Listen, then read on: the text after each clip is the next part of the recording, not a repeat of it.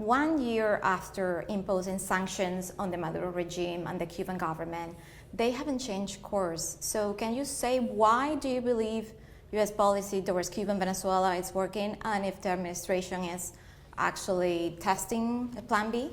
So we're determined. We're determined to support the Venezuelan people in their cry for democracy. Maduro has destroyed the lives of so many Venezuelans. Now some 6 million people by the end of this year will have fled.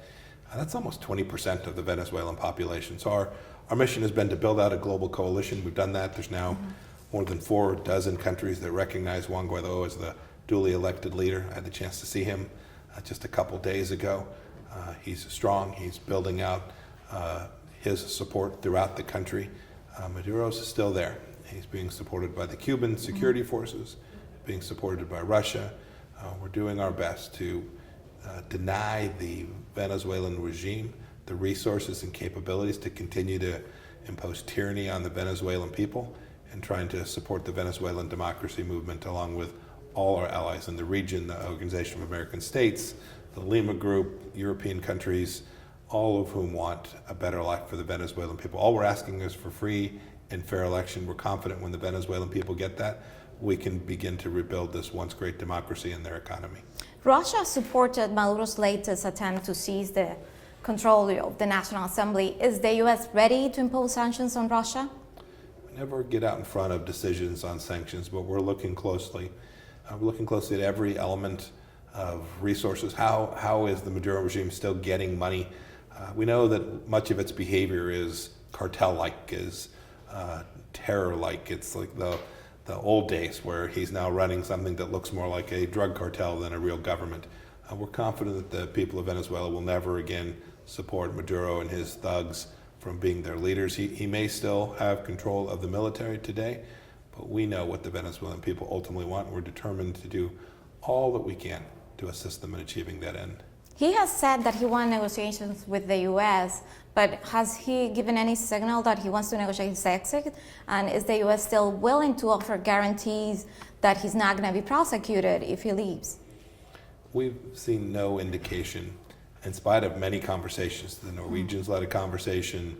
Other people from around the world have had a lot of conversations with those around Maduro. We've seen no indication that he's prepared to permit there to be free and fair elections in Venezuela. That's the standard that we demand. We're going to continue to work to achieve that. We don't know. Just like we didn't know the precise day that the Soviet Union would fall, we don't know precisely when the Maduro regime will leave, but we know that day is coming. We heard that interim President Juan Guaidó is planning to come to the U.S. How likely is a meeting between President Trump and Mr. Guaidó? Oh, we'll have to see.